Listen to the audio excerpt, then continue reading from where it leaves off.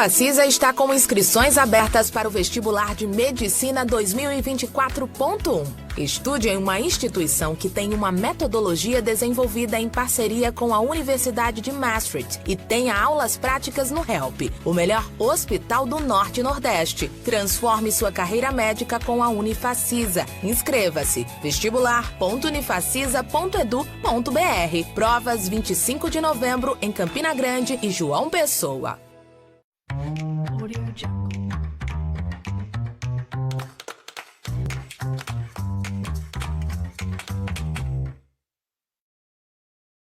Alô, amigos, um abraço a todos. Com a aprovação da reforma tributária no Senado brasileiro, agora é a Câmara quem vai se debruçar sobre as mudanças que foram processadas na chamada Alta Câmara.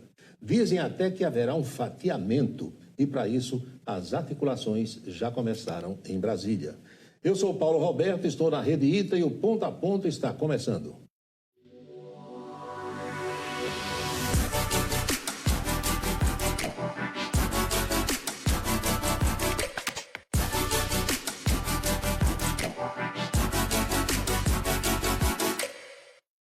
A nossa entrevista de hoje é com o secretário de Administração da Prefeitura de Campina Grande, Diogo Lira.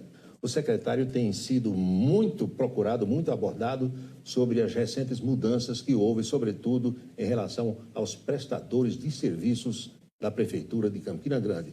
E como estamos no mês de novembro, o pensamento também já está voltado para o pagamento do 13º salário.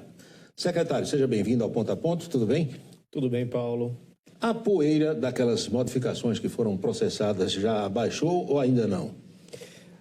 Baixando, né? Muita coisa já foi resolvida, mas temos ainda alguns gargalos. Estamos ainda com algumas secretarias que estão sem secretário por conta da reforma administrativa que o prefeito aproveitou a oportunidade para fazer. E aí nessas ainda estamos tendo que aguardar a chegada dos novos titulares para que possamos fazer os ajustes que são necessários também nessas pastas. Como é que foram as reuniões com o prefeito Bruno Cunha Lima? Como é que vocês maturaram aquilo tudo para tomar as medidas, secretário? Olha, Paulo, foram reuniões difíceis, né? Porque recebemos os relatórios tanto do alerta do Tribunal de Contas como o relatório inicial acerca do nosso procedimento para a concessão do aval lá na Secretaria do Tesouro Nacional para o financiamento do Fomplata. E ambos os documentos apontavam como sendo algo a nos preocupar a questão do aumento da despesa de pessoal em cima da receita corrente líquida, né, que é a receita dos impostos e dos repasses constitucionais que o município de Campina Grande faz jus. Isso tem influência também em relação à aprovação do empréstimo? Sim, tem, porque a LRF, a Lei de Responsabilidade Fiscal, ela estabelece que quando o ente público ele está descumprindo o limite de despesa de pessoal, ele fica impedido de fazer a contratação desses empréstimos, né? Então, como a gente precisa do aval do Senado da República para poder contrair esse empréstimo internacional, isso ficaria atrapalhado. Então, nós tínhamos que, de fato, tomar medidas para resolver essa situação e garantir, com isso, que Campina Grande não ficasse penalizada por não recepcionar esses 350 milhões de reais em obras que serão realizadas, que há muito tempo que a cidade espera, né? E foi difícil lidar com a repercussão, sobretudo naquelas demissões dos prestadores de serviços? Sem dúvida. É uma decisão extremamente penosa, porque, em que pese os motivos serem absolutamente nobres, nós estamos falando de pessoas. Claro. Né? Pessoas que ficaram angustiadas, porque a decisão ela foi tomada na sexta-feira, que antecedia o pagamento, e que encerrava o mês, era dia 29 de setembro. Né? Com o final de semana no meio do caminho, então atrapalhando inclusive uma política de divulgação. A reunião terminou por volta das 10 horas na casa do Dr. Ivandro. E aí saímos todos para poder correr com as medidas que eram nossas, liberar semanário, fazer as portarias, tomar os atos administrativos que eram necessários. Então isso impactou bastante no aumento, digamos assim, do calor da medida, né? Fez com que as pessoas tivessem mais insegurança acerca delas, né? Mas à medida que o tempo foi passando, essa situação está normalizando, já não se ouve mais tanto ruído sobre isso, porque de fato tomamos as medidas para assegurar, primeiro, o pagamento de todas aquelas pessoas que trabalharam, né? E à medida desse mês a gente foi recompondo os quadros com as advertências que estavam estipuladas pelo prefeito naquele instante, né, de uma reavaliação profunda, vendo a necessidade, aquilo que era possível se atribuir aos servidores efetivos, atribuir, para que, de fato, as contratações por excepcional interesse, elas fossem baseadas em situações de fato excepcionais. Né? Dá para dizer que quem teria de voltar já voltou ou ainda estão sendo feitos ajustes? Ainda serão feitos alguns ajustes, inclusive por conta de secretarias que ainda estão aguardando a chegada dos seus titulares. Esse pessoal que está voltando, Diogo, assina novos contratos? Qual é a sistemática? Assinam novos contratos, nós, a priori... Nós estamos no fim de um exercício, praticamente, né? Exatamente. Então, nós fizemos novos contratos com prazo de duração mais curto, para que se encerre em 31 de dezembro, para que também, chegando em 31 de dezembro, a gente possa fazer uma nova avaliação dos quadros que nós temos, até porque precisamos também abrir espaço para a chegada dos concursados. Nós temos aí um volume ainda, 200 e poucos concursados que faltam ser chamados, e nós temos que chamá-los até abril, né, que é o fim do prazo de validade do concurso. Então, nós temos que também abrir esse espaço de pessoal para que eles possam ingressar nos quadros do Serviço Público Municipal. Algumas pessoas que não compreendem bem como é que funciona a máquina pública, isso no âmbito municipal, estadual ou federal, aí dizem assim, no caso do governo do estado, por que não contrata mais 2.000 policiais, né? Em relação à prefeitura, por que não contrata aí mais 500 professores e tal? Quando se vai fazer um concurso, secretário, o que cálculo se faz para saber se vai poder pagar aquele pessoal? Como é que é feito isso? A projeção? Bom, a gente fica muito apertado de um lado e do outro, né? Porque a gente tem a necessidade, de fato, do serviço. Então, à medida que vai tendo a saída dos servidores, porque se aposentam, outros porque passam em outros concursos. Morrem ou pedem, de fato, demissão, porque às vezes encontram uma situação mais vantajosa no segmento privado, né? Então, a gente vai ficando com os espaços vagos que precisam ser repostos. Do outro lado, o prestador de serviço, muitas vezes, ele tem uma relação mais barata e também permite a gente uma maior flexibilidade, porque se em 6 meses a situação econômica muda, a gente não renova o contrato, não faz uma nova contratação, né? Mas isso traz essa pressão, né? Porque os órgãos de controle vêm em cima, olha, vocês estão com um número grande de contratados e tem cargos vagos para prover mediante concurso. Então, fica realmente, de fato, uma pressão grande. A gente olha o ponto de vista financeiro, como é que está a questão da arrecadação, como é que está a despesa, e se aquela substituição vai impactar de maneira muito forte na despesa de pessoal. E, em cima disso, a gente vê o número de cargos que nós vamos ofertar em concurso. Nós fizemos isso no concurso passado. A gente tinha o nosso planejamento todo certinho, mas aconteceu um fato que foi absolutamente sui generis, que foi aquele reajuste dado ainda pelo ex-presidente Bolsonaro ao magistério, 33,74%, percentual muito grande de reajuste para ser dado de uma única vez. E isso impactou muito forte nas nossas contas do município. Não estava na previsão de ninguém, né? Não estava na previsão de ninguém, né? Para você ter uma ideia, Paulo, a gente estava naquele instante observando o índice de pessoal, estava menos de 54%. Tanto é que se pegar o índice Firjan, foi o único instante que nós tivemos verdes na história recente de Campina Grande, na despesa de pessoal, foi justamente no ano de 2021. Finalizou 2021 e o começo de 2022. Então, quando vem aquele reajuste, ele aumenta 6% na nossa despesa total de pessoal, saindo de 54 para 61. E aí não conseguimos mais retomar, por mais medidas que a gente tenha feito para tentar diminuir um pouco a despesa de pessoal. Se falou muito que a gente tinha inflado o número de prestadores, o que não é verdade, né? Se você pega os dados de pessoal de dezembro de 2020 e compara com agora, praticamente estável, né? O que tinha a mais, quando a gente tomou a medida em setembro, eram 83 cargos a mais, sendo que nós convocamos quase 1.000 concursados ao longo desse período. Então, no fim das contas, a gente meio que diminuiu quase 1.000 prestadores de serviço ao longo desses 3 últimos anos, né? Mas, mesmo assim, não foi possível ajustar, né? Então, tivemos que tomar uma medida muito dura, que praticamente é um reset de governo que foi feito, que não agrada a ninguém, não foi do nosso desejo, nem era a nossa intenção, mas era absolutamente necessária para não prejudicar a cidade como um todo. E como é a pressão que o secretário pessoalmente recebe? Quem descobre seu celular e começa a ligar, como que é isso? Pois é, o celular é o mesmo há muito tempo, né? E só tem eu não tenho um pessoal e um institucional, é só o mesmo, então... Imagina, né? É pressão grande, porque estou na gestão há muito tempo, estou na prefeitura desde 2013, então conheço boa parte dos servidores, boa parte dos contratados. Então, acaba que muita gente me busca para pedir ajuda, para conseguir garantir o seu retorno, para saber de sua situação. Os colegas secretários também por entender que algum instante aquilo passa por mim. Um vereador ou outro, né? Que é natural também. Também, natural. Faz parte da dinâmica de poder ter as indicações também. Então, realmente a pressão é grande, o celular intensamente nesses últimos dias. Quais são as secretarias, Diogo, que nós temos mais prestadores de serviço? Ainda são saúde e educação? Saúde e educação e assistência. Essas são as 3 secretarias mais capilarizadas. A saúde tem mais de 90 postos de saúde, mais as UPAs, mais as policlínicas. São todas estruturas recentemente criadas, basicamente, né?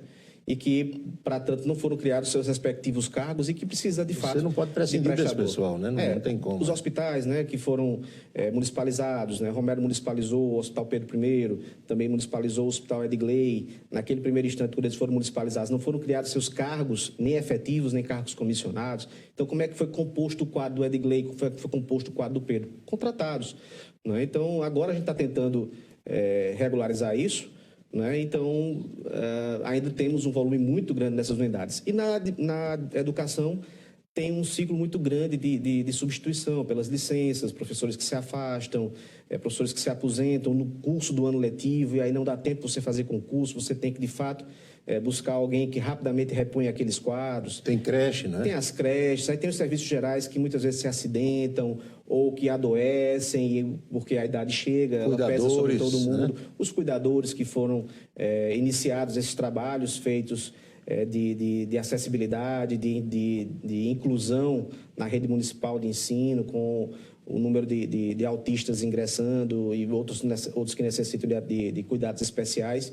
E a Prefeitura abriu aí essas vagas para cuidadores, então esses também ingressaram no primeiro momento na qualidade de prestadores. Então isso tudo sobrecarrega muito o serviço. Né? Pois é, e em relação às SEMAS, há serviços, eu percebo que a população nem tem conhecimento que as SEMAS prestam, né? Pois é, tem muitas políticas públicas que são desenvolvidas ali. Idosos, pessoas que são dependentes químicos, a população de baixa renda, é uma rede muito complexa. Casa de apoio. Exatamente. É uma rede de apoio, é uma estrutura muito complexa e muito diversa, que às vezes a gente ouve umas críticas injustas, mas é de quem de fato não tem o conhecimento no pormenor, né? E a mesma coisa na saúde. Né? A saúde de Campina Grande, ela tem uma responsabilidade muito grande.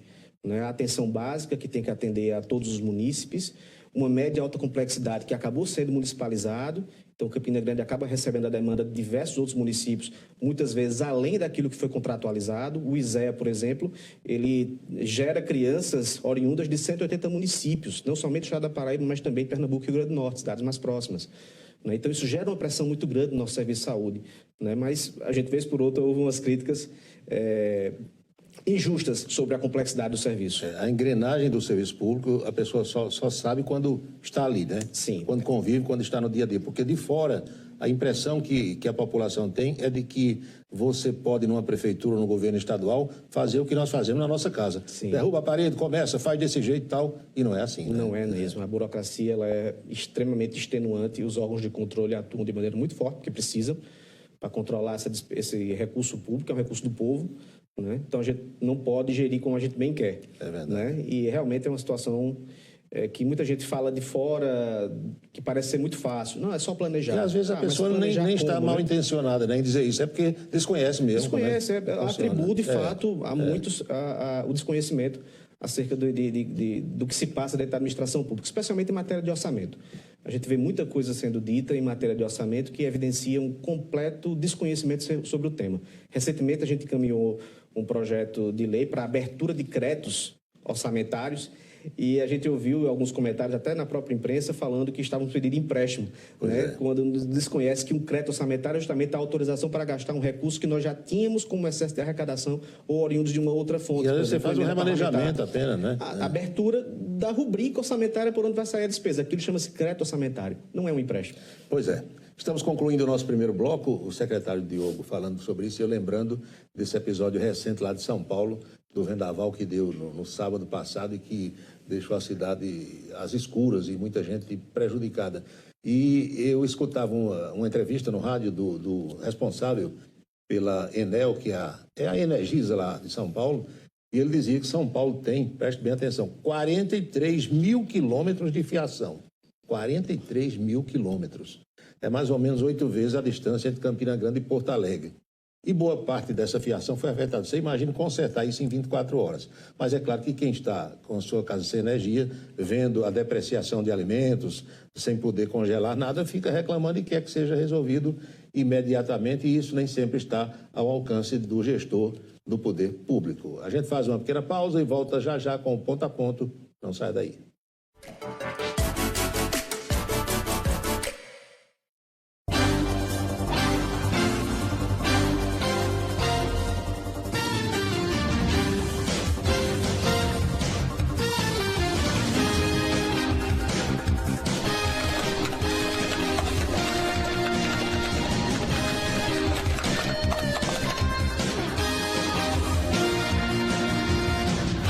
Camisa 10, o blog do Paulo Roberto, um dos mais acessados do estado. Trabalho, compromisso e visão de futuro. Qualidades de um partido cada vez mais presente nos municípios e na vida dos paraibanos.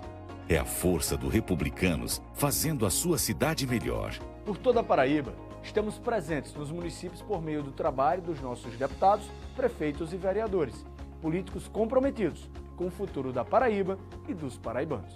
Felice ao Republicanos, cada vez mais forte nas cidades, cada vez maior na Paraíba. Trabalho, compromisso e visão de futuro. Qualidades de um partido cada vez mais presente nos municípios e na vida dos paraibanos. É a força do Republicanos fazendo a sua cidade melhor. Fortalecer os municípios é investir em uma vida melhor para os paraibanos e paraibanas.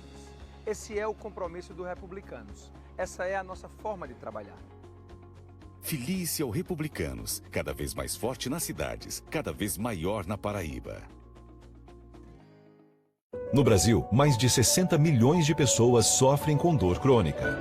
Fazendo pós-graduação em Medicina da Dor na Unifacisa, você aprende a melhorar a qualidade de vida desses pacientes no Centro Paraibano de Dor do Hospital Help, onde professores renomados de todo o país estão formando um time de excelência.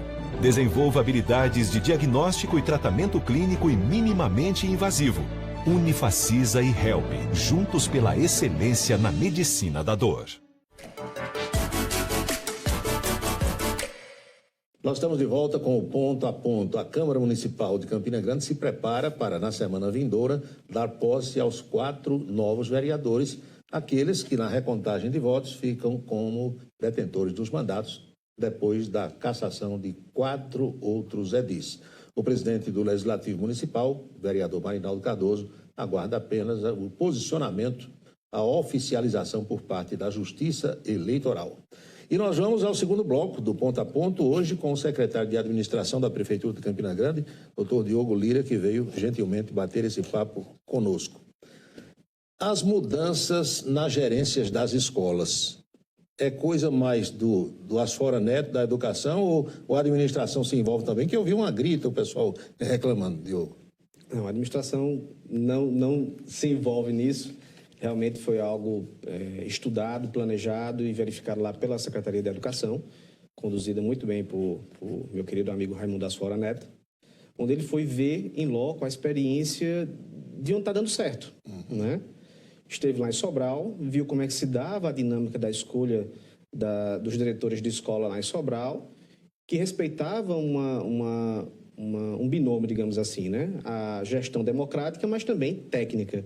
Porque não adianta você fazer uma gestão que seja democrática, mas a escolha recaia sobre alguém que não conhece sobre a educação. E a gente está falando de uma área que é técnica e que tem a ver diretamente com o futuro das nossas crianças. E isso né? tem dado muitos problemas, não só nas escolas municipais, mas estaduais também. A gente percebe. Infelizmente, uma gestão feita por alguém que não tem um conhecimento adequado, já que eles também ordenam despesas, né, pode impactar diretamente na atuação, na nutrição das crianças e nos resultados que a escola vem a obter, né? Então, a forma como foi definida aqui para Campina Grande, ela prestigia, né? Ela permite que as pessoas se habilitem à realização do concurso, que vai permitir que elas sejam investidas na condição de gestores escolares, né? E aí observado o mérito, conhecimento, né? Então eu enxergo como uma política absolutamente necessária para o quadro que a gente vive hoje. No dia a dia da Secretaria de Administração, quais são as maiores demandas?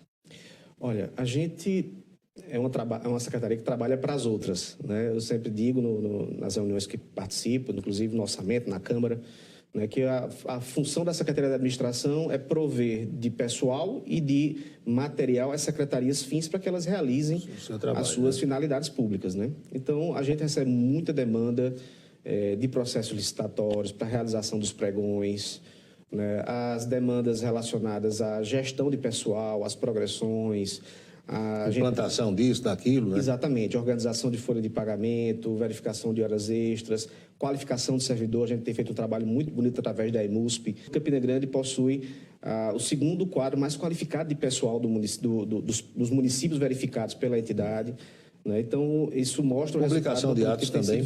Publicações de atos, o semanário fez todos os dias com o querido Arlisson, que é o responsável pelo fechamento do semanário, muitas vezes tarde da noite, né? Então, a secretaria que trabalha bastante para atender as outras, né? Para que as outras possam realizar na ponta as suas atividades. Além de tudo isso, eu percebo que é um cargo de extrema responsabilidade e de muito mais confiança por parte do gestor, seja ele em qualquer nível, porque implantação de gratificações, por exemplo, retirada disso, daquilo, passa pelo secretário, não é? Ninguém coloca ali um centavo a mais no contra-cheque de alguém sem que não haja uma razão ou uma determinação do chefe do executivo. Então, é um cargo de extrema confiança, né?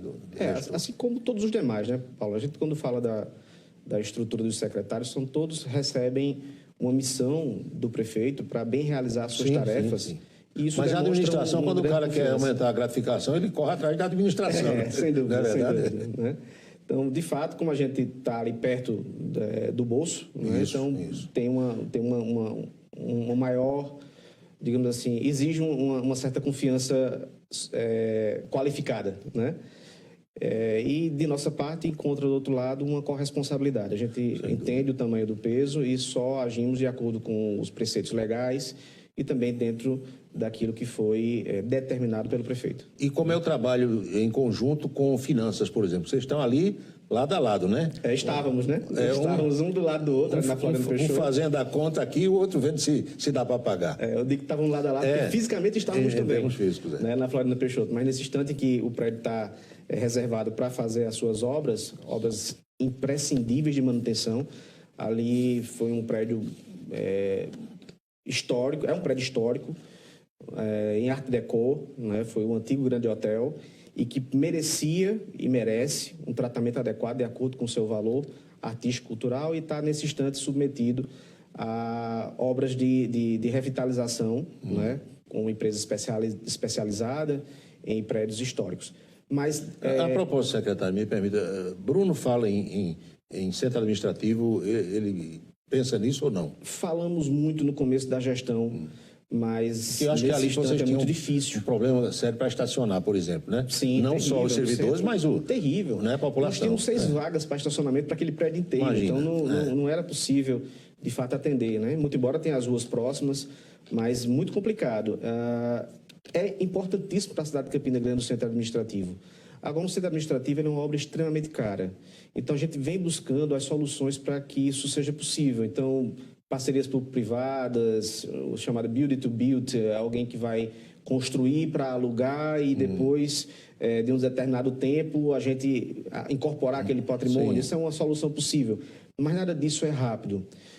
Tivemos uma expectativa inicial, quando, ainda na gestão do prefeito Romero, foi feita a desapropriação do Asta, inicialmente com essa concepção, inclusive com alterações que foram feitas no trânsito para poder assegurar isso. Hoje é a Sesuma, né? A Sesuma está funcionando lá, ainda tem que fazer algumas intervenções naquele prédio, mas vimos que não vai comportar toda a estrutura da prefeitura ali, né? Então, a gente está fazendo algumas alterações, vai receber diversas outras estruturas ali, mas não dá para ficar toda ali concentrada.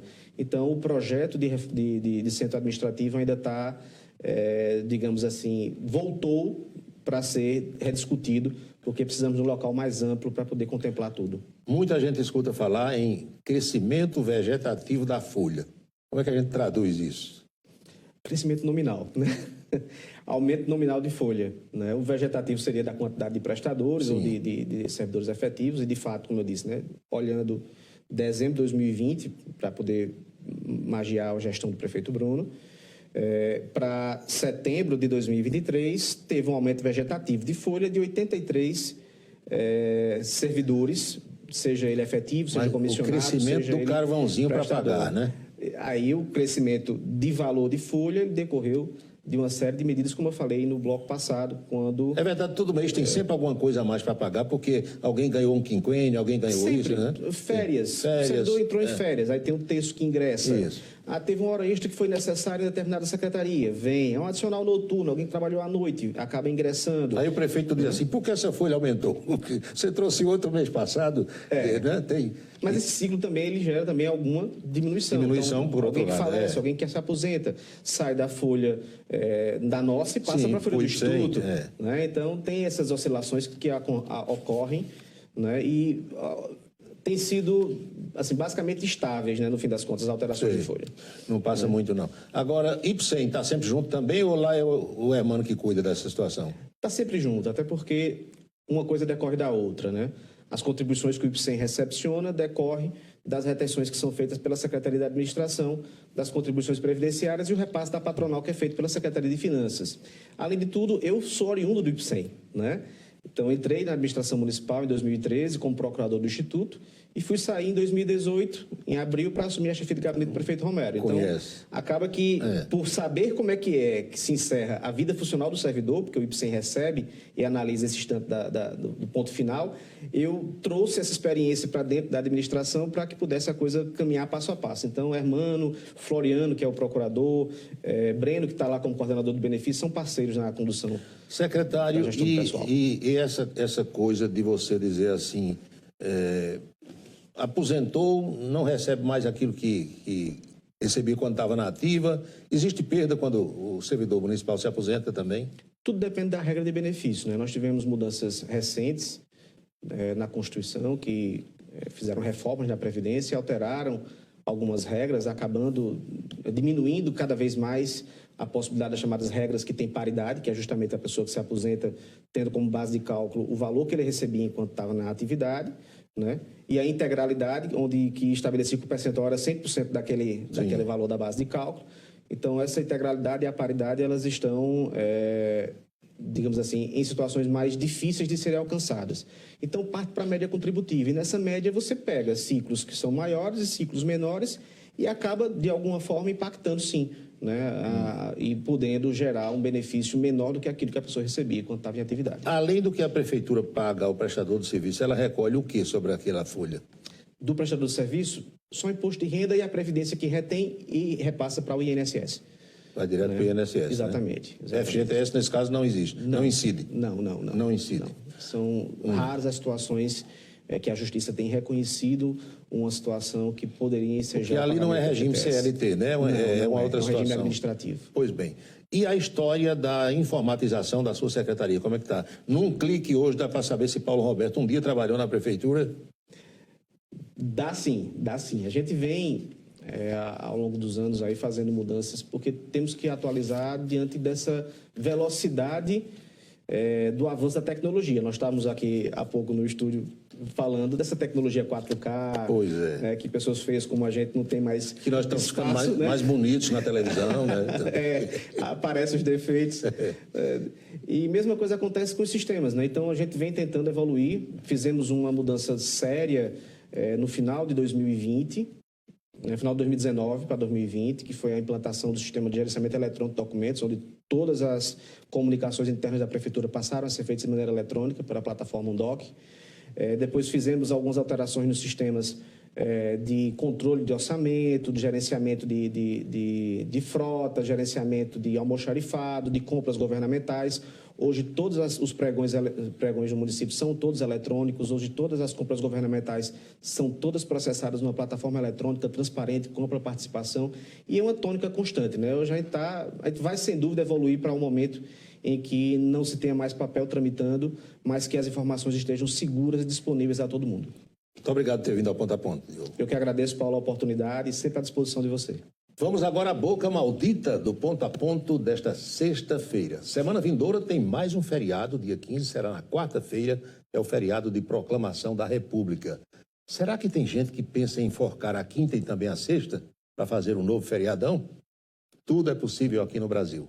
Eu agradeço a sua atenção de sempre e marco o encontro para o próximo Ponto a Ponto. Felicidades para você e até lá.